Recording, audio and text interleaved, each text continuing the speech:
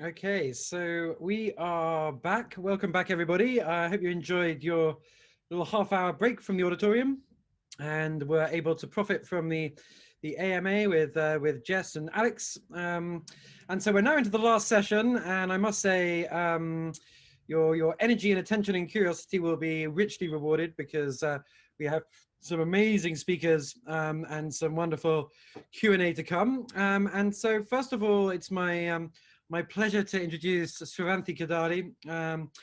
Thanks, Sravanthi, for joining us today. Sravanthi's lead product manager at Lyft, focused on Lyft's rider app. She was responsible for the last 2 redesigns. She's won Google Material Design Awards, and has had a dazzling career across a bunch of interesting companies ever since studying computer science at Princeton. Notably, and I always love a random fact in the biography of a product person, but she began her career reading screenplays at a film production company in LA. So perhaps she'll cast some light on how that has influenced her product philosophy. But please give her a warm round of virtual applause. You know where the button is, and we'll just wait for that to pipe through the live YouTube buffer before we kick off. And Sravanthi will be talking about don't be afraid to take big bets, which is probably the most important mentality to get into the minds of a product team. So without further ado, Sravanthi, you can oh yeah, you can hear the applause pouring through. Everyone's delighted that you're here.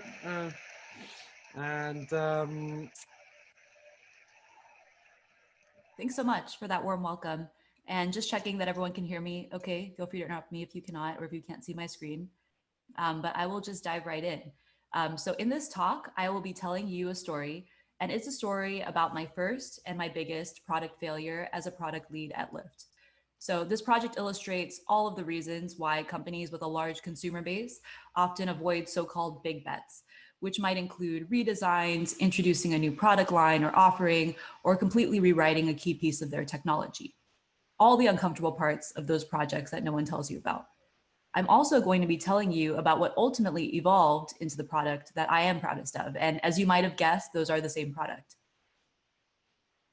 So first, I work at Lyft, which for those of you who may not know is a rideshare product that began in SF around the same time as Uber and currently serves somewhere between a third and a half of the US rideshare market. I'm being intentionally imprecise. When I joined Lyft in 2016, our app looked like what's shown on the left here.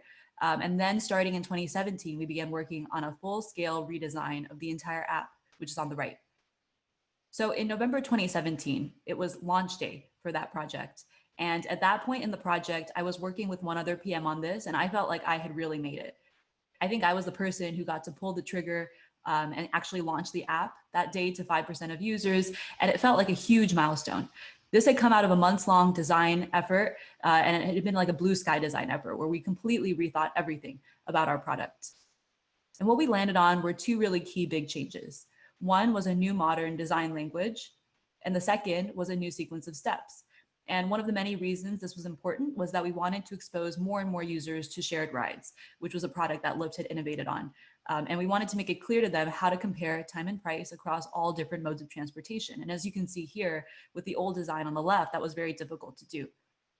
Because this was so important, we had a mandate to ship it fast. And our executives told us that we could skip A/B testing if we wanted to, go straight into users' hands. But we chose not to. We chose to do an A/B test just to learn what the impact was. And so that day in November, we hit launch, we celebrated, and then we waited.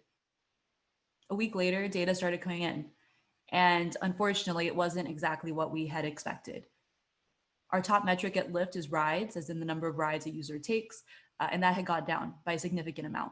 We weren't worried yet, though. We found a couple of really key bugs in the app, we fixed them, and then we waited again.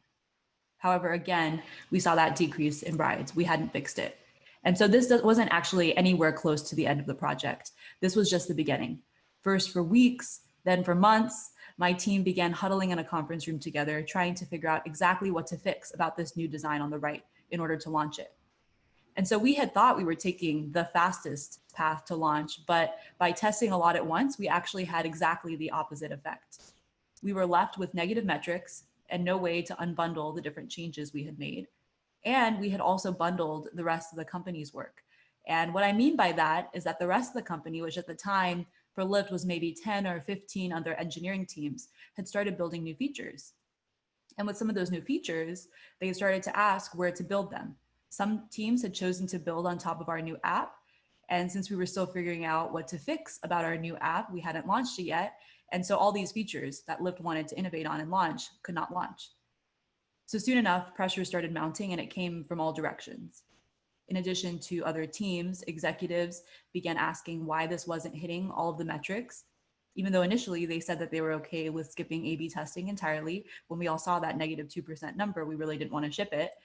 And then lastly, and most importantly, our team was quickly burning out, and myself included, from spending nights and weekends just trying to figure out how to fix this app and how to do it quickly. We were all a little frustrated too that the rest of the company didn't feel like they were behind us anymore. So we were left with a choice that nobody wanted. We could either ship a not totally finished experience just to unblock other work at Lyft, or we could wait to get this right. And I think we can all think of examples. A recent one that comes to mind for me personally is Snapchat, where an app kind of releases a redesign into the world, doesn't really do A/B testing, and users unfortunately don't love it. A lot of us didn't want to end up in that situation and be another case study. But there was still some debate within the team because some people felt like we had this mandate to ship, and so we should be able to and fix it later. Eventually, most of us realized that looking back, if we had simply told teams, keep building on that old code base and we will figure out a migration plan later, we would have taken a lot of the pressure off and that would have made us a lot better off. So when we realized that's what we wanted, that's exactly what we did. We asked teams, go back to building in the old code base while we keep iterating in this new one. And that was one of the hardest things I've ever had to do. And there was a real cost. It felt like it changed the feeling at Lyft from anxiety about when this app was going to ship to more of a question of whether it would. And it kind of took away some of the reason for our project or the feeling that our project was inevitable. Our team was already burned out. And now it felt like that there wasn't a chance to ship this. A lot of those people who were feeling burned out felt like this was a natural moment to leave the project. It felt like the final straw. First, the other PM I was working with, as well as designers, developers, they all took time off and tried to leave the project to get back some of their sanity. And I was suddenly one of the few people from the original part of this project left to work on it. On top of that, I was suddenly in charge of this, and that felt lonely in itself. Initially, I had been so excited to work on this big project, and now honestly, I was sort of ashamed, and I was tempted to leave too.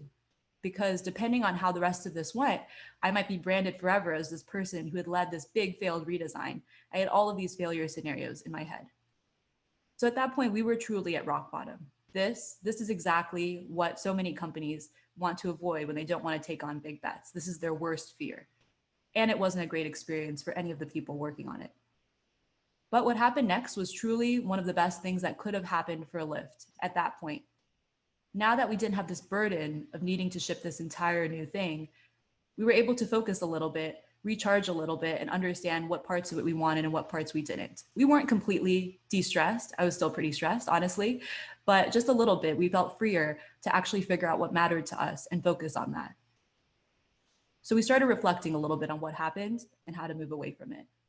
And the first thing we realized was that our product team hadn't been truly honest with itself about the goals for our project and whether we were truly okay shipping with some negative results. Virtually every product has a case where it might fail, and we didn't plan around ours. What we did wasn't really a bet. It was more like we were betting the entire Lyft app. That may make sense if your product has yet to achieve product market fit, if you're an early stage startup and you're still pivoting, trying to figure out what works. But when you're already serving millions of customers, it doesn't make sense to bet your entire product because those people are depending on you. After we realized this, what we began to realize was how common this problem was. We talked to our peers at other companies, Airbnb, Facebook, and every company had their big redesign or big rewrite gone wrong. It was like hiding as like a skeleton in their closet that they talked about for years later because too much had changed at once. And after we got that clarity, we did two things. First, we got real with our executive team. We went through every single metric and aligned with them on what exactly our criteria was to ship so that we had exactly the same expectations. The execs might have told us earlier they were okay with shipping with negative metrics, but clearly that wasn't true. And so it was on us to get that clarity from them. But most importantly, we got real with ourselves. As product managers, we're all trained in how to validate quickly with users, how to go through the discovery process and do what's right for your user. But when you're given a big project like this, sometimes it's tempting to have that launch day and to ship this big new radical thing. So what we needed to make clear to ourselves was that no, shipping this new app was not a goal in itself. What we really wanted to do was to come up with a solution that would meet the goals that we'd originally set out, which was to make it clear to users how to choose share rides, how to compare time and price across multiple modes of transit, while remaining usable and understandable for our riders. And so after we made that clear to ourselves, we had the space to really focus on the hardest part of this project, the task of figuring out what to actually iterate on in our app. And we couldn't go back in time and test the whole thing incrementally, but instead we started adding variants in to isolate what exactly was wrong. As just one example of how we did that, here's where we eventually evolved a key screen of the Lyft app too, which some of you may have seen before. This is after you've chosen a drop-off location, and one of the secondary goals of this screen is to reinforce that drop-off location so that you can confirm it and you can change it if needed.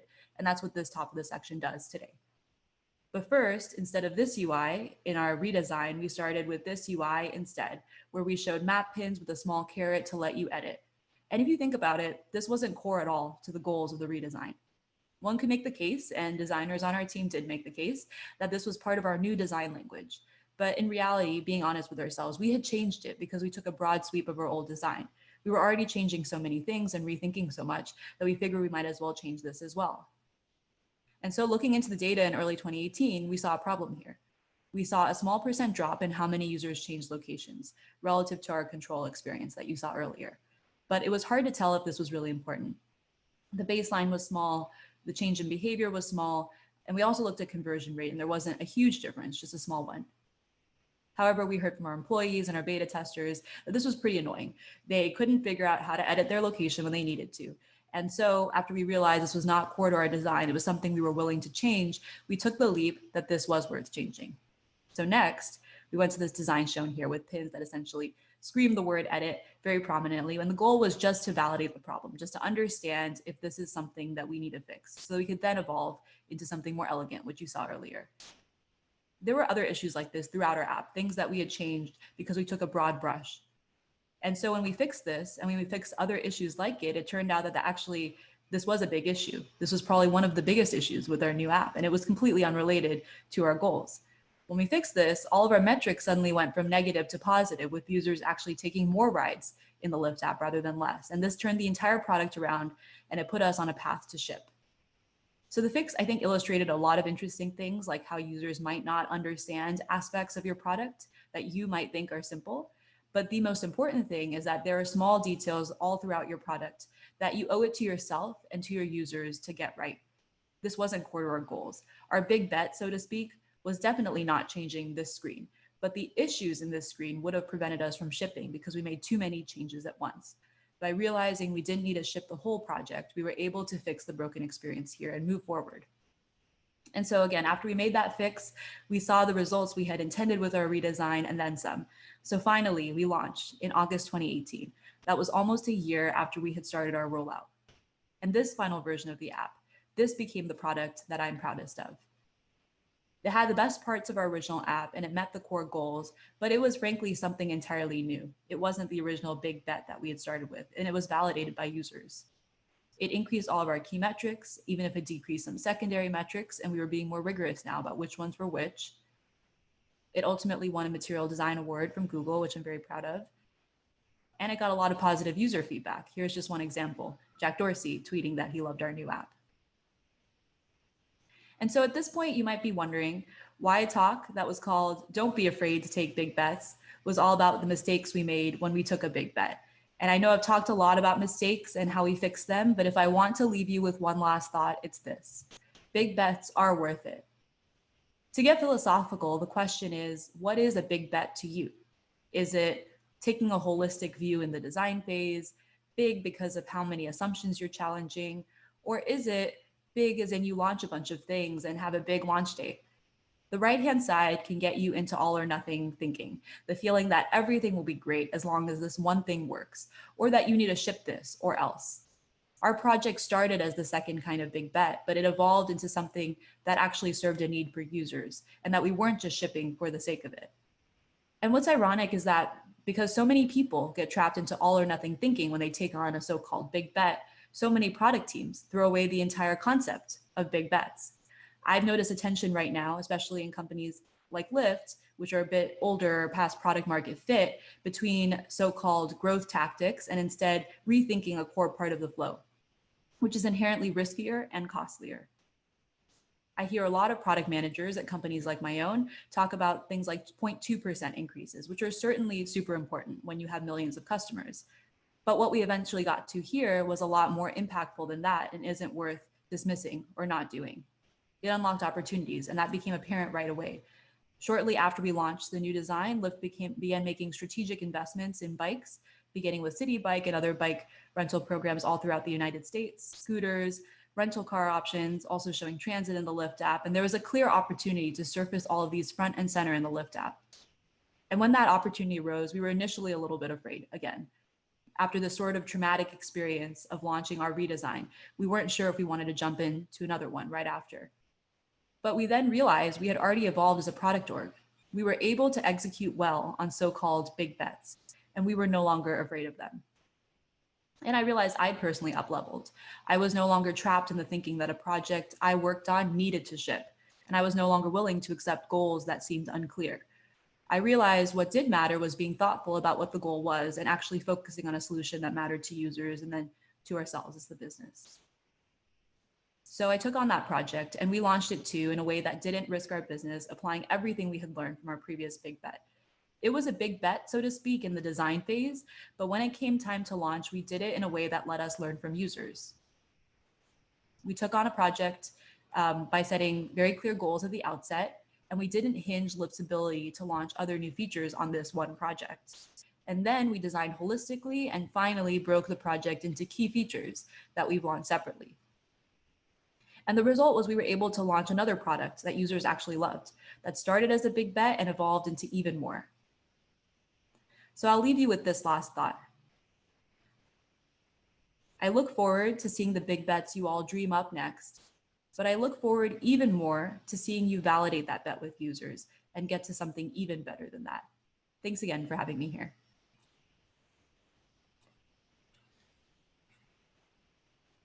Thank you very much indeed, Sravanthi.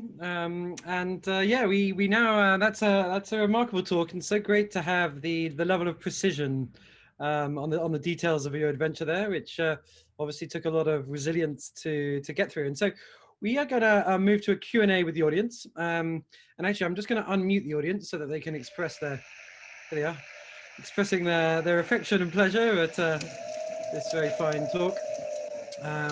You can just bathe in this experience for a second before I mute it, and we get onto the Q&A.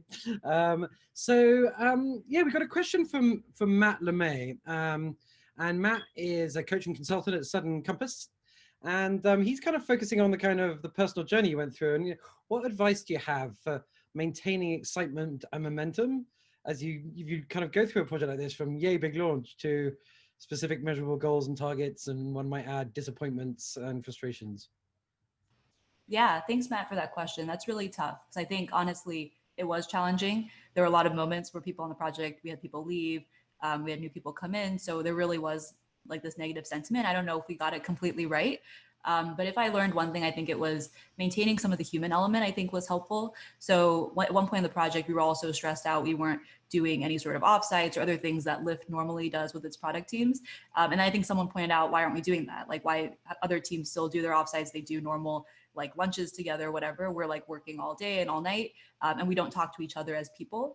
And so even just carving out like a couple of days for more of that like human connection, or like the things that product teams normally do, was important, because it's so easy to forget about that when you're in like a crisis and you're just trying to get through it. So that helped a little bit, but I can't say we totally nailed it. I think it was just one thing that I would do better next time. Right, that's a bit like the advice from Buddhists that you should meditate for an hour a day, unless you don't have time, in which case you should meditate for 2 hours a day. And I think, in my own experience, that's one of the most difficult things under stress, is to permit yourself moments of play and of kind of spaciousness. By the way, everybody, do get involved in the chat. So it'd be great to hear more questions. I really have to say, I've got a question for myself, because I really resonate with this notion of designing holistically and then testing incrementally. Because if you design incrementally, you kind of you can never actually manage to hit these big peaks. You got any kind of micro tips for how to kind of do Scylla and Charybdis there, and work the path between these two seemingly different constraints? Yeah, I think one thing that's important is to set that expectation up front that you're going to then test pieces incrementally. Because I think one trap that you could fall into, or that I feel like was an adjustment coming out of this project where we did everything holistically, was, okay, we're going to design holistically, but that means if we're going to test incrementally, we're not going to get to one piece of this project until like a year from now, whatever that's going to be. So that nobody's disappointed when they're in that design phase, and then you end up falling into the same trap of, oh, this person wants this one feature to be part of MVP, and it ends up being part of MVP. So I think that's one tip, I guess, on how not to get too into the holistic side, is just to set the expectation that, hey, we're going to do a balance of these two. And I think another tip, or another thing that I just find useful, is engaging the whole team in that holistic design phase, and almost treating it like a brainstorm at that point. Like you're coming up with like, what is our vision 1 to 2 years from now for what our app could look like? And there's lots of input that can be taken into that, because then you saw that opportunity later to prioritize and be a bit more incremental. So it actually becomes more fun to do that holistic design, because you don't have to commit to building every piece of it. So it's okay to come up with something kind of radical, and then later you test it incrementally. Well, I love that, the idea of permission to be radical, because of the relaxation of the expectation that you're going to have to ship the whole thing. Just to dig into that a tiny bit, though, there's a I sometimes feel, while sort of working or designing on products, that there are kind of 3 features which, if you were to test them individually, all would fail, because it would be the interaction between the 3 that would produce the result. Have you ever had that intuition, and then how would you deal with that? Is that ever true? Yeah, I think it is true. Yeah, I think there could be a whole other talk, a more detailed one, about just what is the line between incremental and holistic as you're like actually deciding what your MVP is, because I think it's very challenging. So even in that example of the second redesign that we did at the very end to support multimodal in the Lyft app, we ended up coming up with like 3 really big features, and so we were slightly de-risked in that we had teams still building on the old code base. We had these 3 features being tested separately, but they were still kind of big, so to speak. One was a completely redesigned screen where you're comparing, again, time and price across different modes. Another was like a new home screen. So both were big, but just slightly smaller than what we did the first time. So I guess there's no easy answer. It's really just a balancing act. And I agree with you that there's still cases where you can't break it out into tiny, tiny chunks. There's still like kind of medium-sized chunks or whatever the line needs to be, as long as you're sticking to your goals. Yeah, very clear. Excellent. And we've got a couple of questions on the chat. So we've got Fed Nardini, and Fed is he's at the UK Government Digital Service, which, if you don't know about it, by the way, is like basically the best thing about the UK. It's an amazing digital team, and they have taken all sorts of aspects of British life and reduced like 24 hours processes into like 10 minutes. Amazing team. Anyway, Fed is asking, would you be happy to share examples on how you have questioned assumptions? Did you find complexities in managing expectations from your stakeholders while doing that? And this, by the way, is a question which many philosophy students have asked over the years. So please shed some light on it. Yeah, great question. So in terms of questioning assumptions, let me think about that one really quickly. So when I'm thinking about questioning assumptions, I guess I could take an example from the second redesign toward the very end of this talk, where we did try to support multimodal in the Lyft app. There was this big tension when we were starting that project between, okay, if we go too hard in showing people we have bikes, we have scooters, we have transit, will they stop taking rideshare? Will they just be taking bikes and scooters, et cetera, in the Lyft app? And so one of the designs we had, which we ended up shipping eventually, was on the home screen of the Lyft app, like on the map, taking up that space. And instead of, I think right now we just have cars kind of moving around just to show you there's signal around, like there's people around. We had like entry points for bikes. Like you actually see a bike, you could actually book it from the home screen. So it's very easy to use for bike users. And so I think there was a fear that that would cannibalize our rideshare business. We just tested it. We saw what the results were, and it didn't at all, because I think there are people coming to the Lyft app for the first time from the City Bike app, and they were starting to use these pins. And so if anything, they were then starting to use rideshare more. And so it ended up growing the overall business. But rather than just like living in this abstract fear of it must cannibalize the business, like, you know, it's a zero-sum game, just trying it was a lot better so that we could actually see what the result was. Although, yeah, that's super interesting. And by the way, I really resonate with the concept of abstract fear. That can often paralyze action, can't it, in different ways. I suppose a more interesting situation would have been if it had cannibalized the car thing, but nonetheless led to a better urban transport possibility. I'm actually going to abuse my position here, and I'm going to do a bit of role play, and I'm going to propose a feature for the Lyft app, which I think would improve cities and improve transport, which is that you include a free walking option alongside the other ones. Because often in public transport, you don't realize that the walk is A, free, and B, actually quite similar to the drive time. Please, can we put this in the app? Yes, actually, I'm glad you asked. It feels almost like a seeded question because we have it in the Lyft app in San Francisco and a couple other cities. We're still testing it out. We also have public transit options, and that's another one where we're not making, of course, any money off of it. It's just in the Lyft app as a comparison point because, like you said, sometimes transit might be faster than Lyft, but we're doing a gradual rollout. So we'll see it in more and more places soon, but hoping the same thing that you said, that people can at least find a better way to get where they're going, even if it's not Lyft. Oh, amazing! That's unexpected and cool. It reminds me of one of my other favorite endings to any book, which is Jeeves. Actually, no, it's irrelevant. Let's get to a proper question. But that's really cool. And incidentally, that might be good because people then might start use it as a general urban transportation app and have some benefits. David Ville from Jane, and so Jane, who hasn't edited her profile, says, to what extent do you think qualitative research would have prevented the confusion caused by looking at numbers alone? Yeah, great question. I think what was interesting for us with that, let's take the example of the pins on the map that we were trying to fix. I think we did end up using a form of qualitative research to make the call. It was really from our beta testers and from our actual employees, but we actually saw no issues with those pins. We did like a sit down study with somebody just talking through the app and kind of hypothesizing about how they would use it.